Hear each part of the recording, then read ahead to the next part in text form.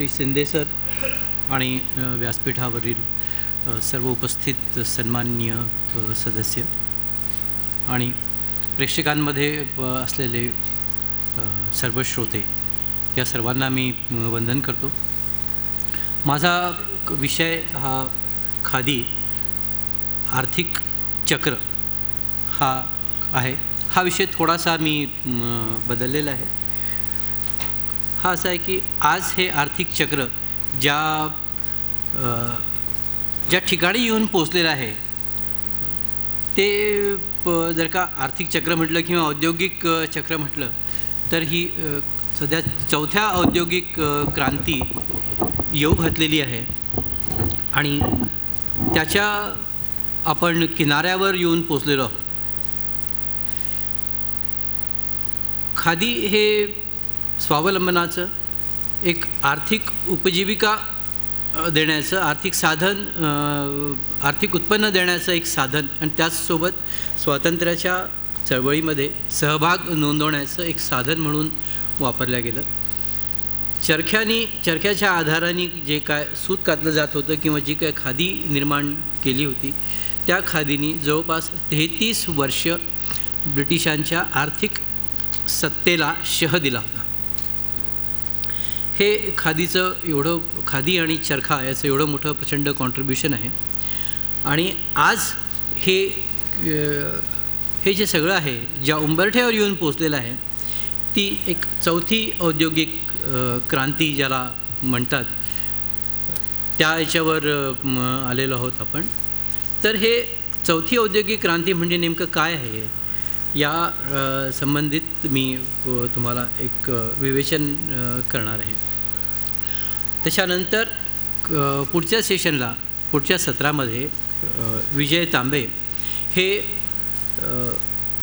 या चौथ्या औद्योगिक क्रांतीचे होणारे परिणाम आणि त्याला तोंड कसा देता येईल त्याच्याशी सामना करता येण्याची काय शक्यता आहे आणि कशा पद्धतीनं ते करावं लागेल या संबंधित ते तुम्हाला माहिती देतील. आता ही चौथी औद्योगिक क्रांती ज्याला म्हणतायत गेले साधारणपणे 3 वर्ष ही टर्मिनॉलॉजी किंवा हा शब्द सगळीकडे वापरात आलेला आहे. आपल्यापैकी मला कल्पना नाही किती जणांनी हे ऐकलेलं आहे की चौथी औद्योगिक क्रांती येऊ घातलेली आहे. सर आपल्यापैकी आहे कोणी की ज्यांनी चौथ्या औद्योगिक क्रांतीबद्दल काही वाचलेलं आहे किंवा त्याची माहिती आहे? सर हा असा विषय आहे की ज्या बाबतीत बहुतेक सगळेच जण अनभिज्ञ आहेत. सगळेजण याचा अर्थ असा की आपण सर्वसामान्य माणसं ज्या सगळ्यांना ही औद्योगिक क्रांती आणि त्याचे परिणाम येऊन भिडणारे आहेत हे आपण सगळे या बाबतीत अनभिज्ञ आहोत. या बाबतीत अर्थकारणी किंवा अर्थशास्त्री अनभिज्ञ आहेत काय? तर नाही. औद्योगिक क्षेत्र आहे का अनभिज्ञ? नाही. राजकारणी आहेत काय? सरकारी पक्ष आहे काय? नाही. जागतिक पातळीवर काय आहे? जागतिक पातळीवर सगळेच जण या चौथ्या औद्योगिक क्रांतीचं स्वागत करायला तयार आहे. त्यात आपणही आलोच. सगळं जे औद्योगिक विश्व आहे तेही असं म्हणता येईल की थरारून गेलेलं आहे या चौथ्या औद्योगिक क्रांतीमुळे. जे काय घडणार आहे किंवा जे काय घडू घातलेलं आहे त्याच्या माहितीमुळे. ही चौथी औद्योगिक क्रांती ही पॉप्युलरली इंडस्ट्री 4.0 IR 4.0 किंवा नुसतंच 4.0 या नावाने याचा उल्लेख केला जातो सगळीचकडे आंतरराष्ट्रीय पातळीवर सुद्धा. वर्ल्ड इकॉनॉमिक फोरमचे चेअरमन क्लाउस शॉब यांनी 2017 जाहीररित्या या चौथ्या औद्योगिक क्रांतीबद्दल माहिती दिली वर्ल्ड इकॉनॉमिक फोरमवरनं. तशी ही त्याआधी जर्मनीमध्ये सुरूच झालेली होती. जर्मनीने पण चौथी औद्योगिक क्रांती किंवा IR 4.0 IR 4 हे वापरायला सुरुवात केलं होतं. तर ही चौथी औद्योगिक क्रांती म्हणजे नेमकी काय आहे ही जर का चौथी असेल तर पहिली, दुसरी, तिसरी आणि काय? आपण पहिली, दुसरी आणि तिसरी औद्योगिक क्रांती याबद्दल कधी बोललोच नव्हतो. आपल्याला एक माहीत आहे की औद्योगिक क्रांती आली 1800 शतकाच्या मध्यावधीत. औद्योगिक क्रांतीची सुरुवात झाली असं म्हणतात. ती पहिली औद्योगिक क्रांती होती. ही पहिली औद्योगिक क्रांती म्हणजे जेव्हा माणसाची शक्ती किंवा प्राण्यांची, म्हणजे माणूस, बैल, घोडा यांची शक्ती वापरला जात असे, ती सोडून यांत्रिकीकरण आलं, यंत्र निर्माण झाले. हे वाफेचा शोध लागला आणि तिथून हळू सुरू झाले. चाकं वापरायला लागले, थोडंसं मेकॅनायझेशन झालं आणि वाफेचा शोध लागला आणि वाफेवरच्या यंत्रांचा शोध लागला, म्हणजे वाफेच्या शक्तीचा शोध लागला आणि त्याच्यावर आधारित यंत्र यायला सुरुवात झाली. हे 1760 पासून ते 1830पर्यंत साधारणपणे ही क्रांती आली. यात कारखानदारी निर्माण झाली, छोट्या मोठ्या प्रमाणावर का होईना, उद्योगधंदे निर्माण झाले आणि हे वाढत गेले. त्याच्यापुढे दुसरी औद्योगिक क्रांती आली जेव्हा पेट्रोलियम आणि वीज याचा शोध लागला. आणि पेट्रोलियम म्हणजे पेट्रोल, डिझेल आणि तत्सम हे सगळे पदार्थ आणि वीज ही कारखान्यांसाठी आणि यंत्र चालवण्यासाठी वापरायला सुरुवात झाली. या दोन गोष्टींनी फार मोठ्या प्रमाणावर यांत्रिकीकरण झालं सगळीकडे. ही दुसरी औद्योगिक क्रांती झाली. तिसरी औद्योगिक क्रांती ही 20व्या शतकामध्ये झाली. 1960 नंतर संगणक हा प्रकार वापरण्यात आला आणि तेव्हापासून हळूहळू संगणकांनी, म्हणजे इलेक्ट्रिसिटी, त्यासोबत इलेक्ट्रॉनिक्स आणि कॉम्प्युटर्स याचा वापर व्यापारामध्ये आणि कारखान्यांमध्ये व्हायला लागला आणि पुन्हा मोठ्या प्रमाणावर कारखान्यांमध्ये आणि सगळीकडे बदल आले. तरीही हे जरी असलं तरीही यात काय झालं, प्रत्येक औद्योगिक क्रांतीने काय केलं की जुने व्यवसाय मोडकळीला काढले आणि नवीन व्यवसाय निर्माण केले. ह्या सगळ्या औद्योगिक क्रांत्या काही प्रमाणात त्यांनी जे पारंपरिक रोजगार होते ते सगळे संपवले, पण नवीन रोजगार निर्माण केले, कारण कारखानदारी सुरू झाली, मोठ्या प्रमाणावर रोजगार निर्माण झाले. दुसऱ्या औद्योगिक क्रांतीने तेच केलं, तिसऱ्या औद्योगिक क्रांतीने तेच केलं. या पहिल्या, दुसऱ्या आणि तिसऱ्या औद्योगिक क्रांतीमध्ये एक विशेष हे होतं की त्यात जरी मोठे यंत्र आले, वीज आली, संगणक आले, स्टीम इंजिन आलं, पेट्रोलियम म्हणजे डिझेल पेट्रोलवर चालणारी इंजिन्स तयार झाली, हे सगळं झालं, तरी हे सगळे इंजिन्स आणि मशीन्स चालवण्यासाठी माणूस लागला प्रत्येक वेळी. मशीन चालवायला 1 किंवा 2 माणसं लागली, इंजिन चालवायला 2 किंवा 3 माणसं लागले. जेव्हा मोटर कार असेंबल झाली पहिल्यांदा तेव्हा मोटर कार चालवायला माणसं लागली, विमानं आले ती चालवायला माणसं लागली, रेल्वे आली त्यासाठी माणसं लागली. मग हे डिझेल इंजिन असो, अगर स्टीम इंजिन असो, अगर विजेचं इंजिन असो, सगळीकडे माणसं लागत गेली. माणूस हा केंद्रस्थानी होता. यंत्र आली आणि माणसांना रोजगार मिळत गेले. यांत्रिकीकरण मोठ्या प्रमाणावर सगळीकडे झालं. जुने रोजगार गेले, पण नवीन रोजगार या कारखानदारीनी आणि यांत्रिकीकरणाने निर्माण केले. त्यानंतर योग होती चौथी औद्योगिक क्रांती. ही चौथी औद्योगिक क्रांती खूप हळूहळू आली आणि तिनं वेग घेतला साधारणपणे गेल्या 10 वर्षामध्ये. आणि आज एक कल्पनातीत वेगाने ती आपल्या समोर येते. इतक्या झपाट्याने ती येते आणि इतक्या काय म्हणू सटल इतक्या अदृश्य पद्धतीने ती येते की ती आपल्या दाराशी येऊन ठेपलेली आहे, किंबहुना आलेली आहे. आपण त्या 5व्या औद्योगिक क्रांतीचा एक भाग झालेलो आहोत. हे आपल्याला कळेनासं झालं आहे, अजून कळत नाही आहे की आपण खरोखर या 5व्या औद्योगिक क्रांतीचा भाग आहोत, चौथ्या औद्योगिक क्रांतीचा भाग आहोत. या चौथ्या औद्योगिक क्रांतीमध्ये आणखीन एक बदल असा आहे पहिल्या 3 क्रांत्याच्या तुलनेमध्ये की त्यात आधी स्टीम इंजिन आलं, मग वीज आली, पेट्रोलियम आले, कॉम्प्युटर आणि इलेक्ट्रॉनिक्स आलं. हे सगळं आलं, हे एकामागे एक येत गेलं. चौथ्या औद्योगिक क्रांतीमध्ये खूप गोष्टी एकत्र आल्या. कॉम्प्युटर्स तर आलेच, त्यासोबत यंत्रमानव आले, त्यासोबत कृत्रिम बुद्धिमत्ता आली, त्यासोबत क्लाउड कॉम्प्युटिंग आलं, डेटा ॲनालिटिक्स आलं, बिग डेटा आला, 3D प्रिंटिंग आलं, क्वांटम फिजिक्स आलं, आणि अशा अनेक प्रवाह विज्ञानाचे, तंत्रज्ञानाचे एकत्र आले आणि अशी मोठी सुनामी निर्माण झाली चौथ्या औद्योगिक क्रांतीची. मी सुनामी याला यासाठी म्हटलं, हा सुनामी हा शब्द माझा नाही आहे, हा क्लाउस शॉब हा वर्ल्ड इकॉनॉमिक फोरमचा जो चेअरमन आहे, संस्थापक आणि चेअरमन, हा त्याचा शब्द आहे.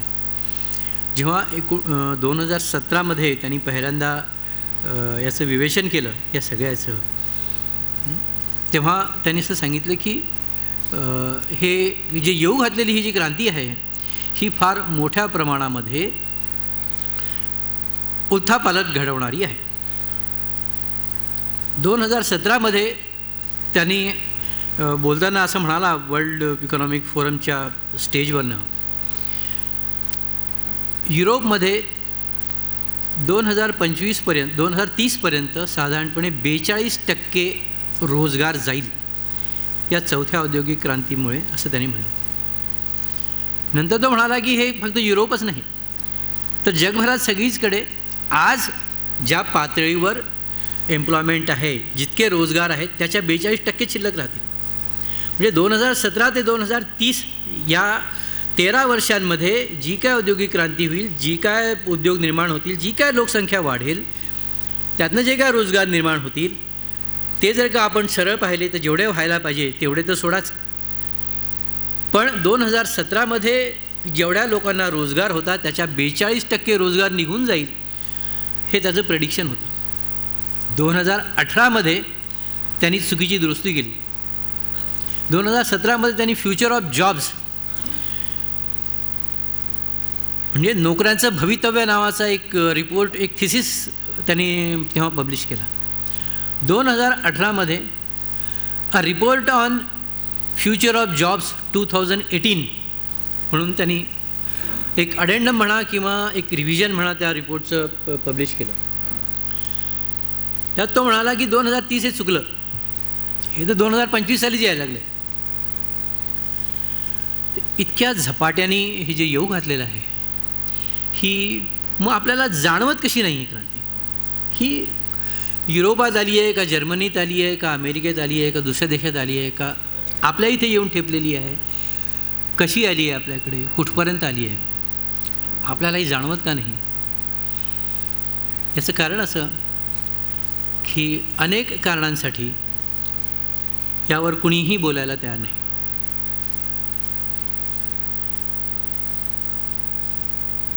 - 2017च्या निवडणुका, नेदरलँडच्या निवडणुकांमध्ये तिथल्या मीडियानी म्हणजे प्रिंट मीडिया आणि इलेक्ट्रॉनिक मीडिया यांनी हा प्रश्न लावून धरला आणि त्या इलेक्शनमध्ये जे काय राजकीय पक्ष उतरले होते त्या सगळ्या पक्षांना त्यांनी चौथ्या औद्योगिक क्रांतीच्या संदर्भामध्ये भूमिका घ्यायला भाग पाडलं.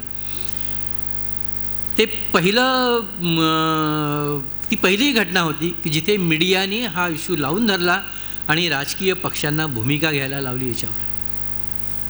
पण त्यानंतरही काही फार मोठा फरक पडलेला नाही आहे. आजकाल हळूहळू कुठे कुठे EPWमध्ये किंवा काही ठिकाणी आपल्याला याच्यावरचे लेख वाचायला मिळतात किंवा लोक बोलायला लागली आहेत. जेव्हा आम्ही या विषयाकडे अनावधानानेच वळलो, खरं तर आम्ही बेरोजगाराच्या प्रश्नांवर, मराठवाड्यातल्या युवकांच्या बेरोजगारीच्या प्रश्नावर काम करायला मी आणि विजय बाहेर पडलो होतो की सगळा मराठवाडा चाळून त्याचा सर्वे करायचा आणि बेरोजगारी काय आहे, कशी आहे मराठवाड्यातली, त्याचं प्रत्यक्ष फील घ्यायचं. स्टॅटिस्टिक्स अवेलेबल असतात, तो भाग निराळा, लोक सांगतात, वर्तमानपत्रात येतात, हे सगळं निराळा. पण आपल्याला काम करायचं तर आपण स्वतः या सगळ्या भागात फिरलं पाहिजे, लोकांना आणि विशेषतः तरुणांना भेटलं पाहिजे. जे बेरोजगार तरुण आहेत त्यात दोन प्रकारचे, शिकलेले आणि न शिकलेले. म्हणजे ज्यांना रोजगार मिळो न मिळो ते कधी शिकण्याच्या भानगडीतच पडले नाहीत आणि रोजगाराच्या आशेने म्हणा किंवा कशाच्या आशेने म्हणा शिकले किंवा शिकायचा प्रयत्न केला आणि किंवा शिकत आहेत ही सगळी मुलं. ही मराठवाडा ते पुण्याच्या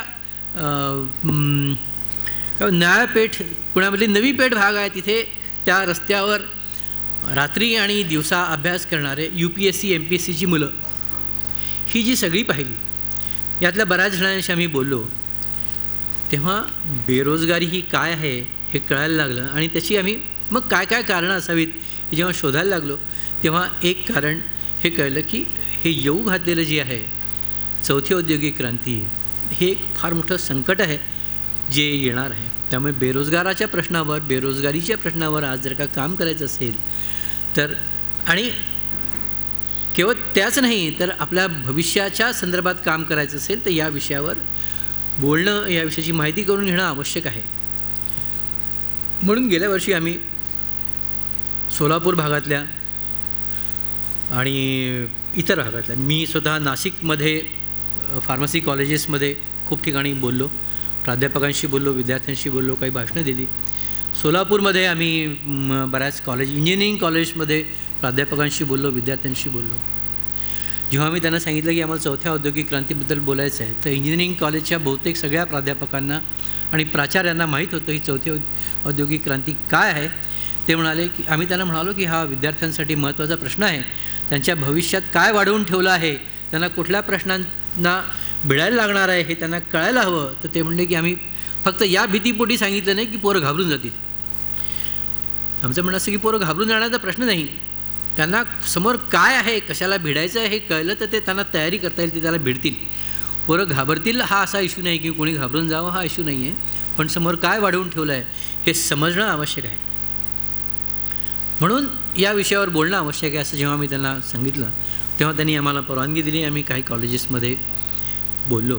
हा विषय भिडतो सगळ्यांना, सगळ्यांचं गांभीर्याच्या लक्षात येतं, लोक वाचायला लागतात या विषयावर आणि आपण सगळ्यांनीसुद्धा समजून घेणं आवश्यक आहे. जसं मी म्हणालो की ही औद्योगिक क्रांती येऊ घातलेली आहे आपल्या इथे आणि आपल्याला भिडती आहे ती किंवा भिडलेली आहे पण आपल्याला कळत नाही आहे, समजत नाही आहे की येऊन पोचली आहे आपल्यापर्यंत, तिचे परिणाम आपल्यापर्यंत येऊन पोचले आहेत हे आपल्याला कळत नाही आहे, समजत नाही आहे, कारण आपण त्याकडे दुर्लक्ष करतो, आपण खूप मग्न झालो आहेत स्वतःमध्ये. आता त्याचं एक उदाहरण मी सांगतो. हा मोबाईल फोन हा जर का ह्याला स्मार्टफोन म्हणतात आजकाल, हा फोन म्हणतात याला, अजूनही फोन म्हणतात. खरं तर फोनपेक्षा आपण 24 तासामध्ये बोलण्यासाठी हा जितका वापरतो त्यापेक्षा कितीतरी पट जास्त हा इतर कामासाठी वापरला जातो, तरीही आपण याला अजूनही मोबाईल फोनच म्हणतो. 5 वर्षापूर्वी किंवा 7 वर्षापूर्वी ते आपण आणि आजचे आपण आणि हा मोबाईल, म्हणजे 7 वर्षापूर्वीचे आपण आणि फोन, वर्षापूर्वी आजचे आपण आणि फोन याची जर का तुलना केली तर फार मोठा बदल झालेला आहे आपल्या स्वतःमध्ये सुद्धा. आपण वर्तमानपत्र याच्यावर वाचतो, आपण पत्र यांनीच पाठवतो, आपण निरोप यांनीच देतो. जे पूर्वी STD बूथवर जाऊन करत असू किंवा ट्रंक कॉल लावून करत असू किंवा पोस्टात जाऊन पत्र लिहित असू किंवा टेलिग्राफ ऑफिसमध्ये जाऊन अर्जन्सी असली तर आपण तार करत होतो, हे सगळं बंद झालं. आपण ह्या सगळ्या गोष्टी या मोबाईलवर करतो. आपल्याला STDवर बोलायला किंवा आंतरराष्ट्रीय फोन करायला तर कुठे जायला लागत नाही. आपल्या इथनं वाटेल तेव्हा कॉल होतो, वाटेल तेव्हा व्हॉट्सअपनी निरोप देता येतो. जुन्या मित्रांना, आपल्या नातेवाईकांशी आपल्याला फेसबुक, व्हॉट्सअप याच्याद्वारे संपर्कात राहता येतं. या मोबाईलच्या आधाराने, मोबाईल आणि त्यासोबत आलेले इंटरनेट यांनी काही नवीन जॉब निर्माण केलेले आहेत. अंबेजोगाईत मला कल्पना नाही काय परिस्थिती आहे तर, पण ओला आणि उबेर यासारखी टॅक्सी किंवा ऑटो रिक्षा देणारी ही जी सेवा आहे ही आता तुम्हाला फक्त मोबाईलवरनं मिळतं. त्याचं कुठं दुकान नसतं किंवा त्याचा मालक नाही त्या टॅक्सीचा किंवा ऑटो रिक्षाचा. एक कोणी मालक आहे आणि त्याच्या 15 ऑटो रिक्षा आहेत उबरच्या किंवा ओलाच्या, असं नाही. तो भेटत नाही आपल्याला, तो फक्त मोबाईलवरच भेटतो. ओला उबरसारखे नवीन व्यवसाय निर्माण केले. झोमॅटो, उबर इट्स किंवा स्विगी यासारखे घरपोच तुम्हाला खाद्यपदार्थ आणून देणारी सर्व्हिस फक्त मोबाईल आणि इंटरनेटमुळे निर्माण झालेली आहे. बसचं तिकीट, रेल्वेचं तिकीट, विमानाचं तिकीट आपण यातनं बुक करू शकतो. आपल्याला रेल्वे स्टेशनवर किंवा बस स्टँडवर किंवा कोण खाजगी ट्रॅव्हलिंग एजंट असतो त्याच्याकडे जाण्याची गरज राहिलेली नाही आहे. आपण ही सगळी कामं विनायास करतो. या मोबाईल फोनमुळे की या इंटरनेटमुळे यातनं आलेल्या STDमुळे 2.5 वर्षापूर्वी टेलिग्राफ ऑफिस बंद झालं. मोठ्या शहरांमध्ये किंवा बऱ्याच शहरांमध्ये, उदाहरणार्थ औरंगाबादसारखी, मी औरंगाबादला राहतो म्हणून तिला सांगू शकतो, रेल्वेच्या रिझर्वेशन काउंटरवर तुरळक गर्दी दिसते. नाही तर आधी तिकीट बुक करायचं म्हणजे भली मोठी रांग, खूप गर्दी. 8 वाजता ऑफिस तिकिटाची खिडकी उघडते तर 6:30-7 तिथे लाईनीत जाऊन उभं राहायचं आणि ते मारामारी करून तिकीट काढायचं. आता ते सगळं गेलं. रात्री दिवसा केव्हाही 24 तासात जेव्हा आठवण येईल तेव्हा या मोबाईलवरनं तिकीट काढता येतं. सिनेमा याच्यावर दिसतो, TVच्या सिरियल्स याच्यात दिसतात. यात कॅमेरा आहे. विजयनी मला एका गेल्या आठवड्यामध्ये कॅमेरा मॅन्युफॅक्चर्स असोसिएशनचं एक स्टॅटिस्टिक पाठवलं. त्यांचा ग्राफ 2017पर्यंत असा गेला आणि 18मध्ये 60 खाली आले. त्यांनी सांगितलं 2018मध्ये जे मोबाईलमध्ये कॅमेरे आले ते आधी 4 पिक्सल 5 पिक्सलचे होते, 5 मेगापिक्सलचे. आता 48, 50, 60 मेगापिक्सलचे कॅमेरे यायला लागले. माझ्याकडे जो लॅपटॉप होता तो लॅपटॉप मी साधारणपणे 2007-8 साली घेतलेला होता. तेव्हा त्याची मेमरी 80 GBची होती. तो सगळ्यात मोठा होता लिनोवोचा. खूप जास्त मेमरी असतात. आज फोनमध्ये 128 GBची मेमरी असते. जे फोन त्याच्यापेक्षा जास्त पॉवरफुल झालेला आहे. तर हा जो मोबाईल फोन आहे हे 4थ्या औद्योगिक क्रांतीचं आपल्या हातात आलेलं उपकरण आहे. यांनी आपण खूप कामं करतो, खूप कामं आपली सोपी झालेली आहेत आणि खूप लोकांच्या नोकऱ्या यांनी गेलेल्या आहेत. यामुळे निर्माण झालेले जे जॉब आहेत म्हणजे झोमॅटोसारखे किंवा उबर इट्ससारखे किंवा जे तुम्हाला घरपोच अन्न पोहोचवून देतात. तुम्हाला हॉटेलमध्ये जायची गरज नाही, हे सगळं तुम्हाला घरी मिळतं. या सगळ्यांची नोकरी आता जरी यांनी निर्माण केली असली तरी थोड्या दिवसात जाणार आहे. कारण सगळ्यात पहिल्यांदा ऑस्ट्रेलियानी गेल्या काही महिन्यांपूर्वी, 4 महिन्यांपूर्वी drone delivery, food items drone डिलिव्हरीची परवानगी एक्सपेरिमेंटल बेसिसवर दिलेली आहे. आणि जगभरात सगळीकडे याचं नियमन कसं करावं ते यासाठी की आपल्याला ड्रोननी डिलिव्हरीज करता येतील, हे म्हणजे करता याव्यात यासाठी हे सगळं सुरू झालेलं. म्हणजे काही दिवसांनी जे आपल्याला फ्लिपकार्ट किंवा इतर नेट मार्केटिंगकडनं जे गुड्स पोरं आपल्याला कुरिअरनी आणून देतात, हे पोरं काही दिवसांनी निघून जातील आणि आपल्या तिथे ड्रोन येईल आणि तो आपल्या मोबाईलशी कनेक्ट होईल आणि आपल्या दाराशी तो पार्सल आणून ठेवेल आणि निघून जाईल. हे सगळं जे काय हे सगळे प्रकरण आहेत हे क्षणिक नोकऱ्या निर्माण होतात, नवीन जॉब निर्माण होतात आणि काही क्षणातच ते गायब होतात. ते हे असे या पद्धतीनं गायब होतात. आमचे एक मित्र औरंगाबादचे ट्रेड युनियनचे लीडर आहेत, भालचंद्र कानगो म्हणून. गेल्या वर्षी पुण्यामध्ये आम्ही एका पुस्तकाच्या प्रकाशनाच्या संदर्भामध्ये त्यांच्यासोबत होतो. संजीव चांदोरकर म्हणून आहेत.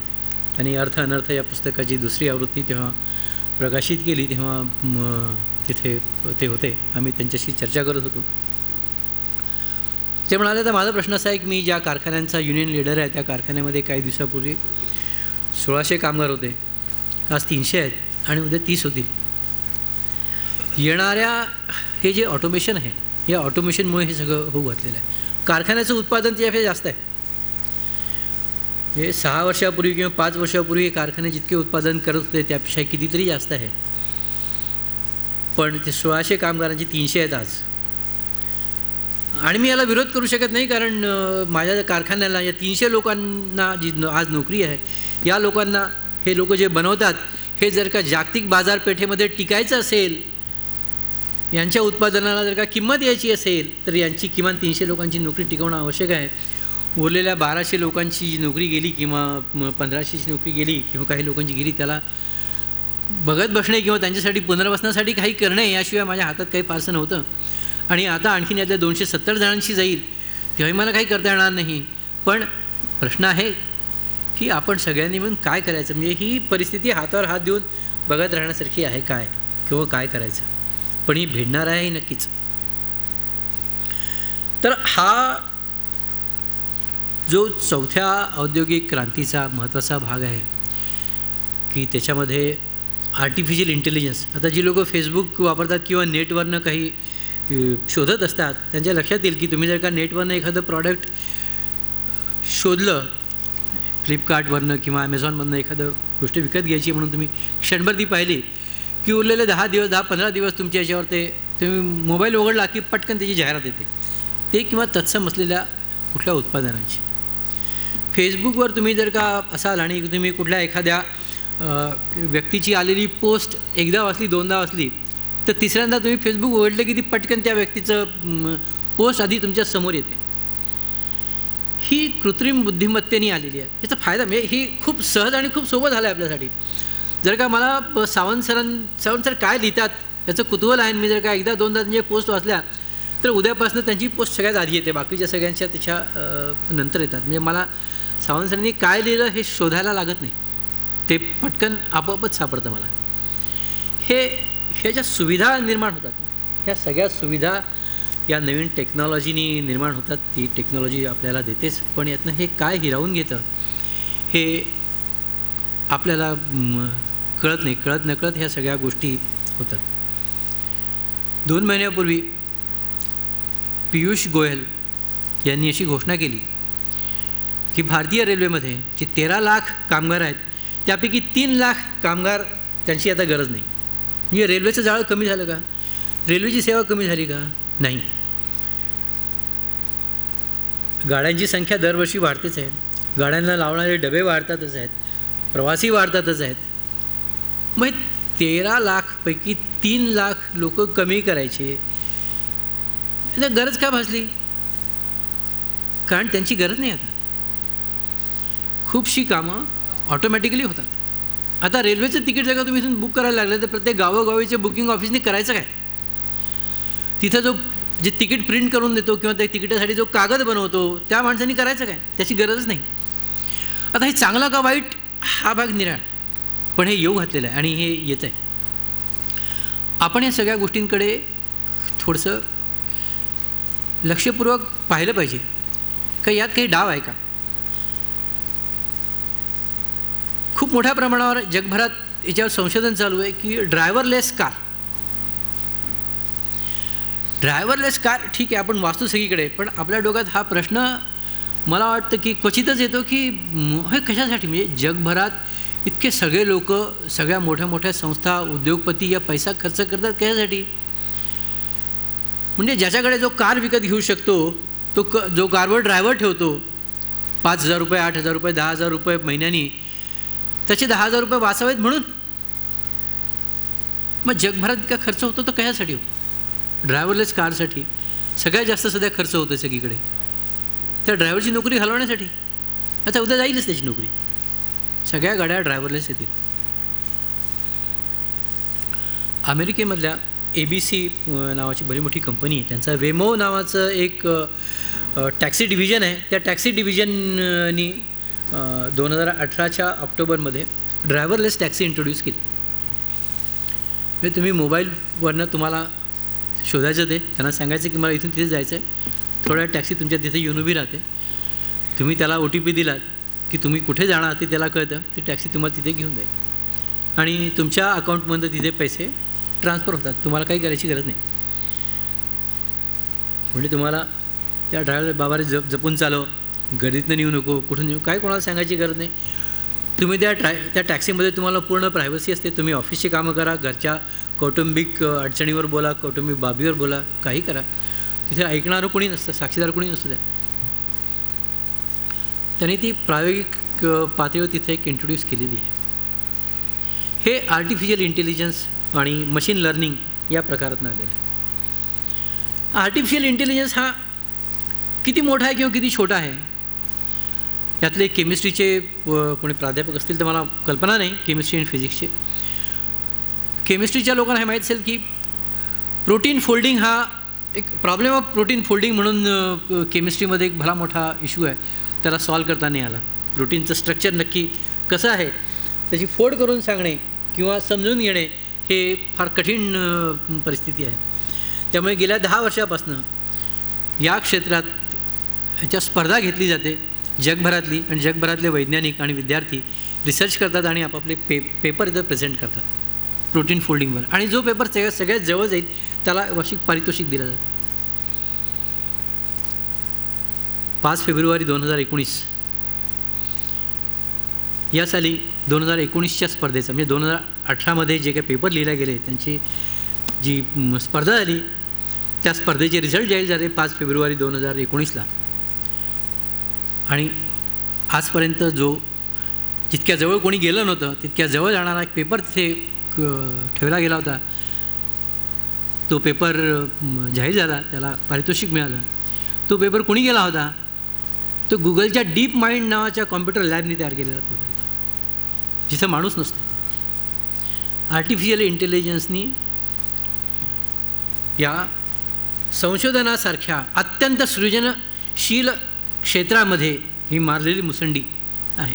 आतापर्यंत असं म्हणत होते, अजूनही म्हणतात की आर्टिफिशियल इंटेलिजन्स आला तरी माणसाची जी सृजनशीलता आहे, त्याची जी कल्पनाशक्ती आहे, कल्पनाविलास आहे, त्याला आव्हान देऊ शकत नाही कोणी.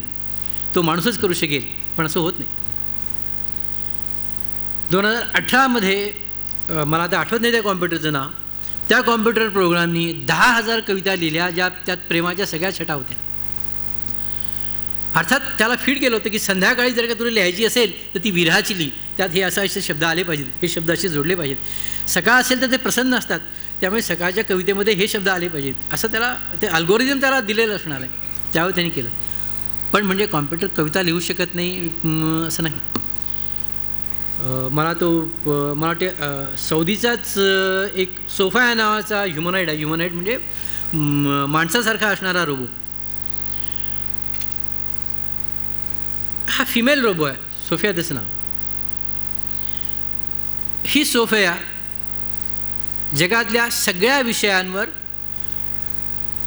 पत्रकारांना उत्तरं देऊ शकते. राजकीय असो, सामाजिक असो, वैज्ञानिक असो. ती प्रेस कॉन्फरन्स अटेंड करते. एका प्रेस कॉन्फरन्समध्ये, राजकीय प्रेस कॉन्फरन्समध्ये तिचं उत्तर चुकलं,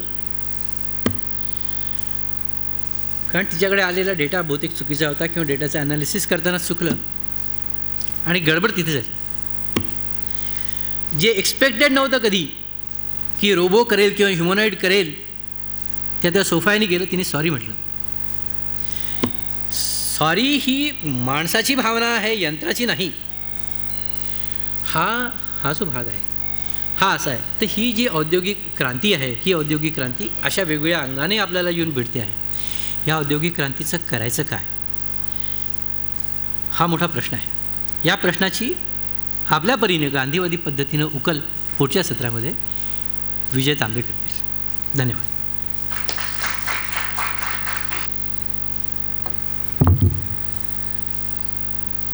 Respected chairperson of this session,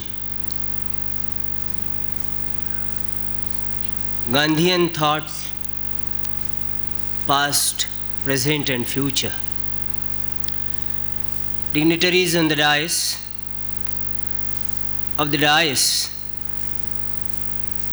and my friends, the topic on which I would like to interact with you people, share my views with you people. Why do we need Gandhi? Necessity of Gandhi in present. After reading Gandhian philosophy, Gandhian biography, I would like to quote a quote of Mahatma Gandhi, one who became Mahatma. From Mohandas to Mahatma, a great soul. Nowadays, people are in search of peace of mind. Everyone is in search of peace of mind, Gandhi quotes. Keep your thoughts positive, because your thoughts become your words. Keep your words positive because your words become your behavior.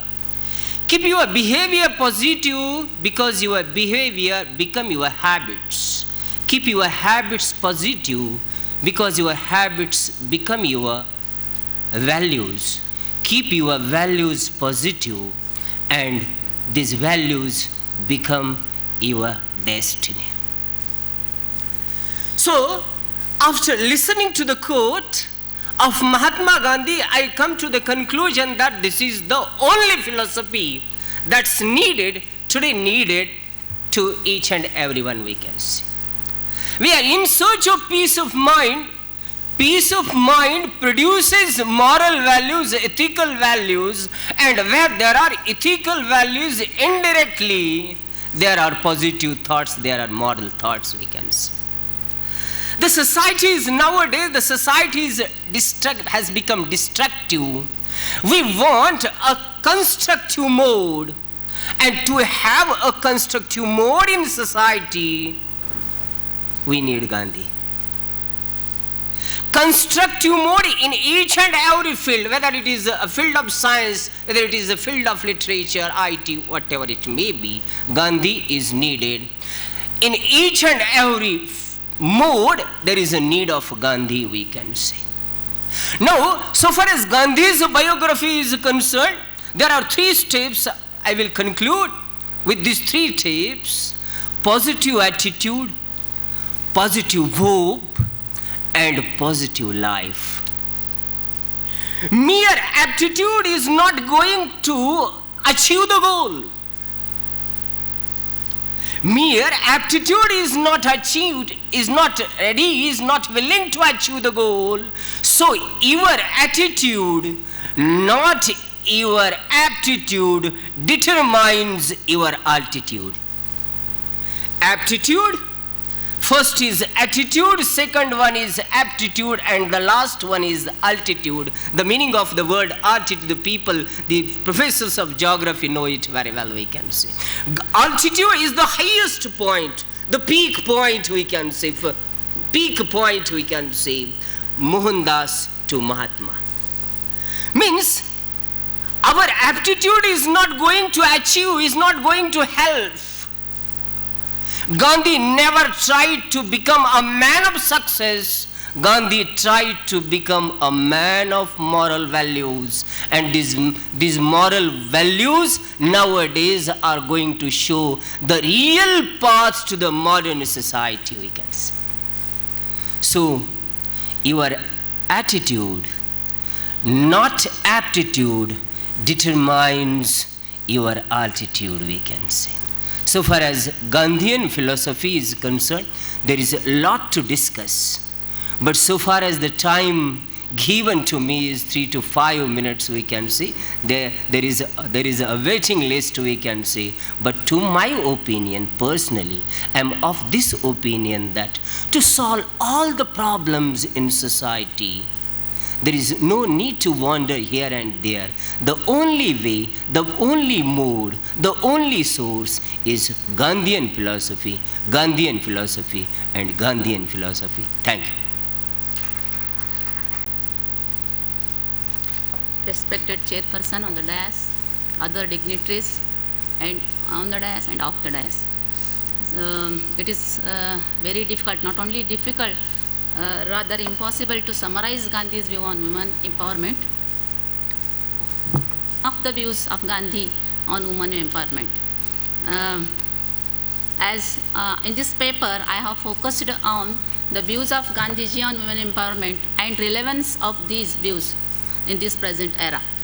As all we know that in the pre-Gandhian era, so many social evils were presented or practiced, like sati, parda system, as we know everyone well.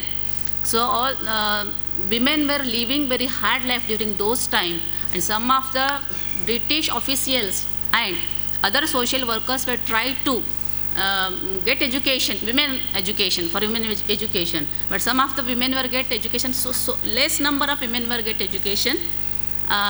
In the afterwards, as a social revolutionary, Gandhi come and Gandhi was, throughout his life, he worked for women upliftment or women empowerment. His honest work, his views, his sincerity, and his respect towards women, as well as his equal status to women, is relevant even today. That all we know that what is happening in our society in the 21st century also. So I have focused on some few factors which Gandhi found obstacles in empowerment of women. First of all, that is female infanticide and dowry, which is present today. So Gandhi is relevant today. So these both, as Gandhi was opposed dowry and female infanticide, he says that equal opportunity should be given to girls and boys in the family, and it will be possible to give empowerment of women. At the same time, he said that dowry is inhuman, and dowry is the first cause, root cause for female infanticide, that parents feel girls as liability. So secondly, that is child marriage, which is very harmful to the health of girl child. And he said that child marriage, at the time, boys and girls both developed mentally and physically at the time of their marriage. As in the same way, he said that both should have freedom to choice to select their partners. In the same way, he also said that child marriage is such a social evil which is an obstacle in development of women, that is girl child, which deprives her educational opportunity and ruins her health, and which will also ruins her childhood as a girl child. Next, he says he given focus to education of women. He believed that if women given education, it will be possible to realize herself, her problems, and she can work for to improve her status in the society. He also at the same time says that society should change its attitudes towards women. He should give her equal status. At the same time, he said in the family also, women should get education, and men they must help her in cooking. This is the equality he wants. So he was such a person. He shows सगळ्यात महत्त्वाचं मला त्यांच्यातलं एक गोष्ट खूप भावली. He was a revolutionary आपण म्हणतो. Revolution तर क्रांती तर रक्तपाताशिवाय येत नाही, पण what is his revolution. So I was appeal much की त्यांचं जे भाषणं होती, his speeches, his writings, as well as his personal life is so given inspiration to women. And he was the first man common women आणि middle क्लासच्या वुमनला एवढ्या मोठ्या संख्येमध्ये फ्रीडम स्ट्रगलमध्ये इन्क्लूड करणारा हा पहिला व्यक्ती आहे. आणि त्यामुळं का असं झालं असेल, his modesty, his honest work, his sincerity, his respect towards women make all the women to include in the freedom struggle. या निमित्ताने ह्या सर्व महिला त्या फ्रीडम स्ट्रगलमध्ये इन्क्लूड झाल्या, आणि ते एक निमित्त. आणि त्याच्यानंतर हळूहळू बाकीच्या सगळ्या गोष्टी एज्युकेशनपासून हळूहळू ते देता येतील असं गांधीजींचं म्हणणं होतं. म्हणून ते खूप दूरदृष्टीने महिलांना याच्यामध्ये सामील करून घेण्याचं स्वतःच्या कामामुळं, स्वतःच्या कर्तृत्वामुळं, स्वतःच्या मॉडेस्टीमुळं, मॉरल कंडक्ट त्यांचं होतं, म्हणून फॅमिलीनी त्यांच्यावरती विश्वास ठेवला. त्या काळामध्ये इतक्या मोठ्या संख्येमध्ये महिला फ्रीडम स्ट्रगलमध्ये जाणं खूप अवघड होतं, पण his moral conduct was the main cause, and his honesty and his respect towards women was the another causes to come women in the freedom struggle. अशा पद्धतीने जेव्हा सगळ्या महिला त्याच्यामध्ये सामील झाल्या, मग वुमन एम्पॉवरमेंटसाठी he says woman empowerment is not only economic independency, political, social, mental, spiritual, physical, everything. Her role in decision making is also very important, he says. So she said calling women as a low sex is a libel, and it is an injustice of man towards women.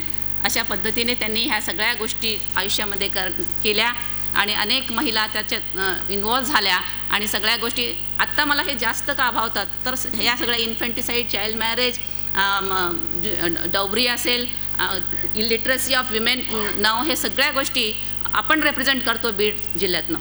तर steel he is relevant. ह्या सगळ्या गोष्टी आजही चालू आहेत. ज्या ठिकाणी मी काम करते तिथं आपण दोन साईड आहे बघ. एक साईड आपल्याला सगळ्यांना वाटतं, बऱ्याच जणांना, की वुमन एम्पॉवरमेंट तर झालं आहे ना, मी इथे उभी आहे ना, मला पगार आहे चांगल्यापैकी, माझं सगळं व्यवस्थित आहे, मग आता वुमन एम्पॉवरमेंटवरती बोलायची काहीच गरज नाही असं बऱ्याच जणांना वाटत असेल. पण he is relevant in these days because wear I am working. रोजच्या रोज ही मी गोष्टी पाहते, खरंच खूप मनाला तळमळ वाटते, खूप वाईट वाटतं की आजही नुसतं वीटभट्टीच्या ठिकाणी एखादा फेरफटका मारून आलात तर आपल्याला दिसतं की 18 वर्षाखालील अनेक मुली आज काम करताना दिसते. They are not having the right to education. मुली आणि इवन मुलं पण आहेत तिथे. असे कित्येक मुलांसोबत सध्या माझं काम चालू आहे, तेव्हा वाटतं कुठे राईट आहे, वेर इज दर education, who are looking towards दर एज्युकेशन. हे सगळं बघताना वाटतं yes, Gandhiji is needed today. मग ह्या मुलींच्या बाबतीत महिला तसंच, मुली आजही तेच काम करतात. आपल्याला वाटतं हे सगळं संपलं आता. मुली सकाळी पहाटे चिखल थापण्यापासून जी कामं सुरू करतात, ते नंतर लेकरांना सांभाळणं, भावंडांना सांभाळणं, स्वयंपाक करणं, मग चिखलामध्ये हात पुन्हा, आणि मग विटा थापण्याचं काम अव्याहत त्यांचं चालू आहे. आणि त्यांच्या नावावरती उचल घेतली जाते आजही. कुठे शिक्षण आहे त्याच्यावरतीच आमचं का कितीदा वाटतं की किती समजून सांगतो, पण ते म्हणतात काय होणार आहे शिक्षणाने मॅडम सांगा बरं. म्हणून ह्या सगळ्या गोष्टी जेव्हा पाहतो, वास्तव काय आहे हे फार वेगळं आहे. वास्तवासाठी काम करण्यासाठी गांधीजींची खरंच गरज आहे. So I want to appeal all the intellectuals today. आपल्या सर्वांना माझी विनंती आहे, इंटेलेक्च्युअल्स टुडे काय केलं आहे आपण, गांधीजींना बंदिस्त केलं आहे पेपरमध्ये आणि पुस्तकांमध्ये. So please, this is my appeal to all of you, don't close Gandhi in these papers and books. It is the high time now to make practical implications of his philosophy and his views for women empowerment. Thank you for giving me this opportunity. तावरील मान्यवर आणि समोर असलेले उपस्थित सर्व प्राध्यापक, संशोधक बंधू आणि भगिनींनो, महात्मा गांधींचे राजकीय विचार, आर्थिक विचार, त्यांच्या वेगवेगळ्या संकल्पना या आपल्या सर्वांना माहिती आहेत, त्या जास्त प्रसिद्ध आहेत. पण त्यांनी ज्या अतिशय सोप्या विषयावर जे विचार व्यक्त केलेले आहेत त्याकडे फारसं लक्ष जात नाही. तो सोपा विषय म्हणजे त्यांनी आरोग्य आणि आहार याविषयी जे विचार व्यक्त केलेले आहेत ते आपल्याला फारसे माहीत नाहीत. महात्मा गांधीजींनी हे आपले विचार 1906 आफ्रिकेमध्ये मांडलेले आहेत. ते नंतर लेखन स्वरूपात प्रकाशित झालेले आहेत. त्यामध्ये अतिशय संक्षिप्तमध्ये मी त्यांचे विचार सांगतो. आरोग्याबाबत त्यांचं असं म्हणणं आहे की सर्वसामान्य व्यक्तीला त्याचं जे काम आहे ते काम करण्यासाठी, ते श्रम करण्यासाठी जी शक्ती लागते तो न थकता हे काम करू शकला पाहिजे. जर असं तो करू शकत असेल, सर्वसामान्य आहार पचवू शकत असेल तर ती व्यक्ती निरोगी आहे, आरोग्य संपन्न आहे असे म्हणता येईल. त्यांनी श्वसनासंबंधी, हवेच्या संबंधीसुद्धा विचार व्यक्त केलेले आहेत, मत मांडलेलं आहे.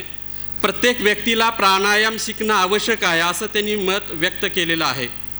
कारण माणसाला अनेक व्यक्ती या तोंड उघडं ठेवून श्वास घेतात हे त्यांच्या लक्षात आलं, त्यावरून त्यांनी हे सांगितलेलं आहे.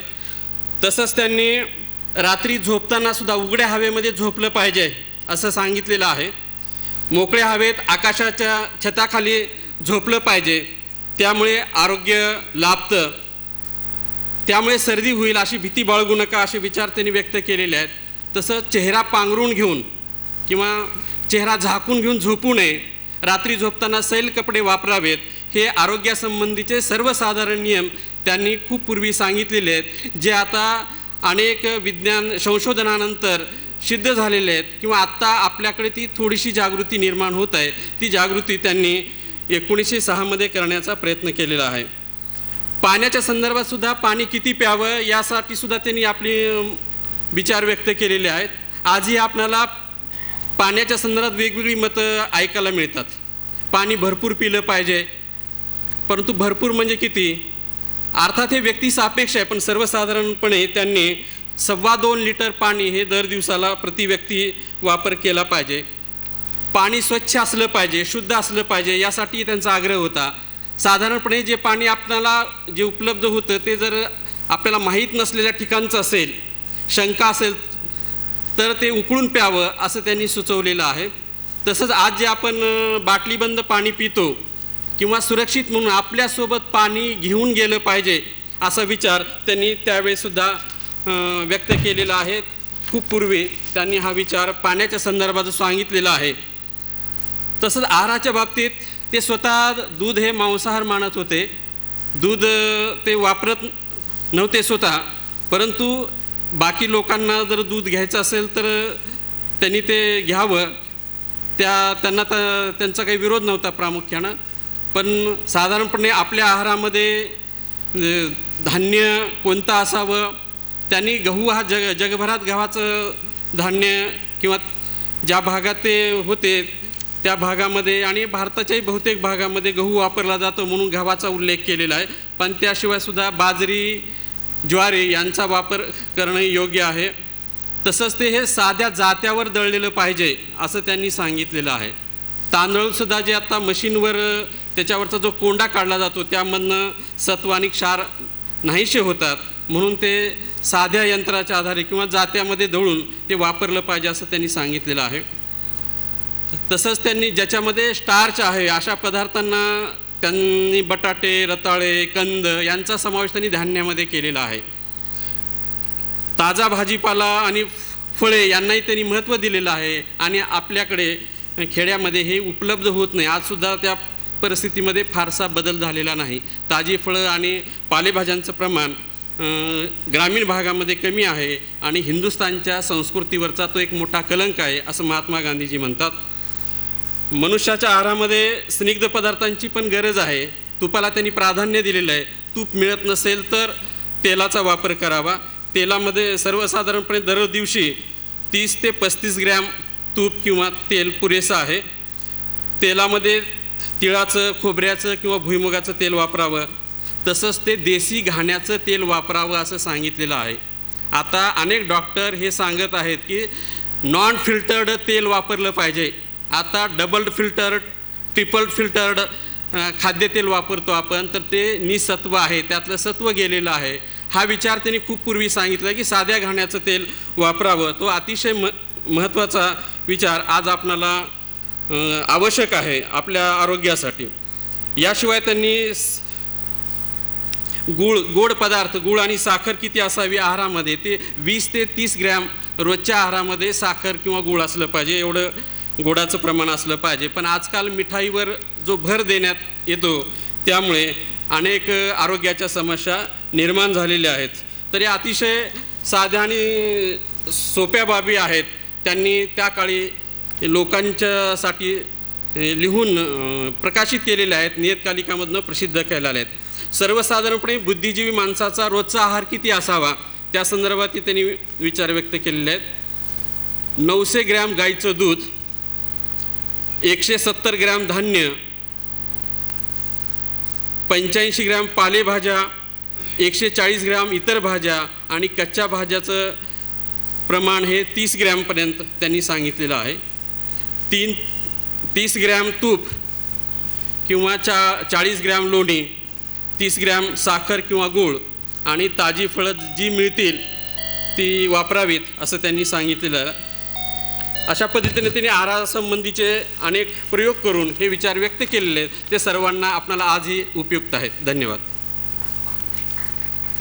विद्यालयातील गांधी अध्यासन केंद्राच्या वतीनं होत असलेल्या Gandhian thought, past, present and future या विषयावरील राष्ट्रीय चर्चासत्राच्या टेक्निकल सेशनचे मंचावरील अध्यक्ष, सर्व मान्यवर आणि समोर बसलेले सगळे मान्यवर, मी महात्मा गांधी यांचे शिक्षणविषयक विचार या विषयावर आपला शोधनिबंध थोडक्यामध्ये सादर करणार आहे.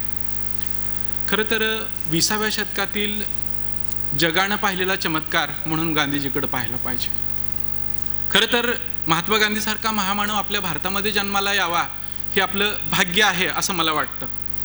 गांधीजींनी आपल्या कार्याच्या माध्यमातून 20वं शतक संपूर्ण गाजवून टाकले. त्यांनी मांडलेले जे विचार आहेत येणाऱ्या कित्येक पिढ्यांना पथदर्शी आहेत. त्यांच्या प्रत्येक विचाराचं वैशिष्ट्य असं आहे की ते विचार त्यांनी सांगून थांबलेले नाहीत, ते विचार प्रत्यक्ष कृतीमध्ये कसे आणता येतील या दृष्टीने त्यांनी विचार केलेला आहे. शिक्षणाच्या बाबतीमध्ये बोलत असताना समाज अनुकूल सुसंस्कृत घडवण्याची बहुतांशी जबाबदारी शिक्षण व्यवस्थेवर आहे असं त्यांचं मत होतं. शिक्षण घेऊन पुढे आलेल्या व्यक्तींचं समाज विकासामध्ये भरीव योगदान असतं. म्हणून महात्मा गांधी तर म्हणायचे की शिक्षण हे राष्ट्र आणि समाज विकासाचं एक प्रभावी माध्यम आहे. म्हणून महात्मा गांधी यांनी देशाच्या शैक्षणिक विकासाकडे सुद्धा आपलं लक्ष केंद्रित केलेलं आहे. त्याचाच एक भाग म्हणून महात्मा गांधीजींनी वर्धा शिक्षण योजना भारतामध्ये राबवण्याचा प्रयत्न केला. 24 ऑक्टोबर 1934 रोजी जमनालाल बजाज यांनी स्थापन केलेल्या शिक्षण मंडळाच्या रौप्य महोत्सवी वर्षानिमित्त शिक्षणविषयक राष्ट्रीय परिषद आयोजित झाली होती. आणि या परिषदेमध्ये त्यांनी जे विचार मांडले शिक्षणाच्या बद्दलचे, त्या शिक्षणविषयक विचारांना वर्धा योजना असं म्हटलं जातं. त्याला दुसऱ्या नावानं पण ओळखलं जातं. मूलोद्योगी शिक्षण असंही म्हटलं जातं, नई तालीम असंही म्हटलं जातं, बुनियादी शिक्षण असंही म्हटलं जातं, बेसिक एज्युकेशन असंही म्हटलं जातं. आणि महात्मा गांधी यांनी 1936मध्ये हरिजन वृत्तपत्रामधून एक लेखमाला प्रकाशित केली, ज्यांनी ज्या शिक्षण योजनेची चर्चा त्याच्यामध्ये केली तीच वर्धा शिक्षण योजना आहे. वर्धा शिक्षण योजनेचं मूळ काय गांधीजीचं, तर लर्निंग थ्रू ॲक्टिव्हिटी, काम करत करत शिक्षण घेतलं पाहिजे, ही त्यांची भूमिका होती. वर्धा शिक्षण योजनेची मूल्य आहेत त्यांची. शिक्षणाचा जो उद्देश आहे तो स्वावलंबन असला पाहिजे, स्वयंपूर्णता असलं पाहिजे, चारित्र्य निर्माण असलं पाहिजे. शिक्षणाला भारतीय संस्कृतीचं अधिष्ठान असलं पाहिजे. शिक्षण हे मातृभाषेतून दिलं पाहिजे. स्त्रिया, हरिजन, प्रौढ व्यक्तींनीसुद्धा शिक्षण घेतलं पाहिजे. प्राथमिक माध्यमिक शिक्षण हस्तव्यवसायाच्या माध्यमातून द्यावं असं गांधीजीचं म्हणणं होतं. शिक्षण हे केवळ बौद्धिक नसावं, पुस्तकी नसावं, तर ते कृती आणि ज्ञान याचा समन्वय असलेलं असावं अशी त्यांची भूमिका होती. उच्च शिक्षण हे राष्ट्राच्या गरजांशी निगडीत असावं, तसेच त्याचा भार अशासकीय संस्थांनी उचलावा अशी त्यांची भूमिका होती. शिक्षणातून सर्वांगीण शारीरिक, मानसिक आणि बौद्धिक विकास व्हावा म्हणून ही शिक्षण योजना त्यांनी राबवलेली आपल्याला पाहायला मिळते. महात्मा गांधी यांनी वेळोवेळी ब्रिटिश शिक्षण पद्धतीला सुद्धा विरोध केला आहे. जेव्हा महात्मा गांधी 1931मध्ये गोलमेज परिषदेमध्ये गेले होते, तेव्हा लंडनमधील Royal Institute of International Affairs इथं 20 ऑक्टोबर 1931 रोजी भारताचे भवितव्य या विषयावर त्यांचं व्याख्यान झालं होतं. त्यात त्यांनी शिक्षणविषयक विचार मांडले होते. त्यांनी असं म्हटलं होतं तिथं की 100 वर्षापूर्वीपेक्षा भारतामध्ये निरक्षरता अधिक आहे. भारतामध्ये असलेल्या शिक्षणाची जपणूक करण्याऐवजी ब्रिटिशांनी शिक्षणाचं उच्चाटन केलं आहे. ब्रिटिश सरकारचं लक्ष शिक्षणाकडे वेधण्यासाठी 31 जुलै 1937च्या हरिजन वृत्तपत्रातील लेखामध्ये सुद्धा त्यांनी असं म्हटलेलं होतं, राष्ट्र म्हणून शिक्षणाच्या बाबतीमध्ये आपण फारच मागासलेले आहोत. शिक्षणाचा कार्यक्रम जर पैशावर अवलंबून ठेवला तर थोड्याच लोकांना शिक्षण घेणं अवघड होईल. त्यासाठी मी असा ठराव मांडतो की शिक्षण स्वावलंबी झालं पाहिजे. शिक्षणानं व्यक्तीच्या शरीर, मन आणि आत्म्याचा सर्वांगीण विकास झाला पाहिजे. त्यासाठी महात्मा गांधींनी मूलोद्योगी शिक्षणाची रूपरेषा मांडलेली आपल्याला पाहायला मिळते. या वर्धा शिक्षण योजनेच्या माध्यमातून वेगवेगळ्या योजना त्यांना राबवायच्या होत्या, परंतु 1939मध्ये दुसरं महायुद्ध सुरू झालं आणि ही वर्धा शिक्षण योजना थोड्या काळासाठी मागे पडली. पुढे 1947मध्ये त्या वर्धा शिक्षण योजनेचे प्रयोग करण्यात आले, परंतु फारसा उपयोग नंतरच्या काळामध्ये झालेला आपल्याला पाहायला मिळत नाही. विद्यार्थ्यासाठी, शिक्षकासाठी त्यांनी काही नियम सांगितलेले होते. विद्यार्थ्यांनी राजकारणात भाग घेऊन असं त्यांचं म्हणणं होतं. विद्यार्थ्यांनी राजकीय संघाचा अवलंब करू नये असं म्हटलेलं आहे. विद्यार्थ्यांनी सशस्त्र रीतीनं पद्धतशीरपणे यज्ञार्थ सूत कातावं असं त्यांनी सांगितलेलं आहे. विद्यार्थ्यांनी सर्व कपडे खादीचेच वापरावेत असं सांगितलेलं आहे. विद्यार्थ्यांनी वंदे मातरम गीत किंवा राष्ट्रध्वज इतरावर जबरदस्तीने लादू नये असं त्यांनी सांगितलेलं आहे. जातीयतेला आणि अस्पृश्यतेला आपल्या अंतःकरणामध्ये थारा देऊ नये असं सांगितलेलं आहे. जखमी, शेजारी पाजारी कोणी असतील तर त्यांना प्राथमिक उपचाराची गरज असेल तर त्यांच्यावर प्राथमिक उपचारासाठी मदत करावी असं त्यांनी सांगितलेलं आहे. सर्वांचं त्यांनी आपल्या इतर भाषेचे जे विद्यार्थी आहेत, राष्ट्रभाषा जरी हिंदी असली तरी आपल्या मातृभाषेतून त्यांनी भाषांतर करावं असं सांगितलेलं आहे. विद्यार्थ्यांनी कोणतीही गोष्ट गुप्तपणे करू नये अशी त्यांची भूमिका होती. आपल्याबरोबर शिकत असलेल्या विद्यार्थी भगिनीशी वागताना त्यांनी सौहार्दाचं वातावरण ठेवलं पाहिजे, अत्यंत शुद्ध आणि सभ्यपणानं वागलं पाहिजे अशी त्यांची भूमिका होती. वेळ कमी आहे, खोलामध्ये जात नाही, एवढंच मी म्हणेन. प्राचीन काळामध्ये नालंदा, तक्षशिला, विक्रमशिला ही विद्यापीठं जगप्रसिद्ध होती. जगातून विद्यार्थी शिकण्यासाठी इथे येत होते. आज उलटी परिस्थिती आपल्याला पाहायला मिळते. या विद्यापीठाला भेट देणारा एक चीनी प्रवासी आहे, हुएनत सांग, प्रत्यक्ष भेट दिली आणि त्यानं त्याचं प्रवास वर्णन लिहिले. त्याच्या प्रवास वर्णनाचं नाव आहे तातांग सियुकी. त्याच्यामध्ये तो असं लिहितोय की नालंदा विद्यापीठामध्ये प्रवेश मिळणं खूप अवघड होतं. अगोदर गेटवर त्या विद्यार्थ्याची परीक्षा होत होती आणि मग प्रवेश मध्ये मिळत होता आणि मग मधली परीक्षा तो पास झाल्यानंतर त्याला प्रवेश मिळायचा. शेवटी हुएनत सांगानं असं लिहिलेलं आहे, सगळ्यांनाच काही प्रवेश मिळायचा नाही तिथं, पण ज्या विद्यार्थ्याला प्रवेश मिळाले त्यांना आनंद व्हायचा आणि जे विद्यार्थी प्रवेश मिळाला नाही त्यांना दुःख व्हायचं. दुःख झाल्यामुळे ते विद्यार्थी रडायचे, रडल्यामुळं डोळ्यातून अश्रू गळायचे आणि त्यांच्या अश्रू गळाल्यामुळं जमिनीवर चिखल झालाय. आपणही सगळे ओळखू शकतो, कितीही माणसं रडवली तरी चिखल होणार नाही. पण एवढं मात्र आपण समजू शकतो की नालंदा विद्यापीठामध्ये प्रवेश मिळणं खूप अवघड होतं. शेवटी मला एवढंच म्हणायचं आहे की एखाद्या वेळेस गांधीजींच्या शिक्षण विचाराचा जर तसाच प्रसार पुढे झाला असता तर आज 200 विद्यापीठाची यादी आहे जगामध्ये नामांकित विद्यापीठाची. एकही विद्यापीठाचं नाव त्याच्यामध्ये भारतातल्या नाही. एक 2-4 विद्यापीठं तरी गांधीच्या विचारानं जर चालली असती तर ती त्याच्यामध्ये समाविष्ट झाली असती. शेवटी एवढंच म्हणेन की समाजातील सर्व समस्याचं उत्तर गांधीच्या विचारामध्ये आहे. धन्यवाद. मला इथं शोधनिबंध सादर करण्याची संधी संयोजकांनी उपलब्ध करून दिली त्याबद्दल त्यांचे आभार मानतो. थांबतो. धन्यवाद. डॉक्टर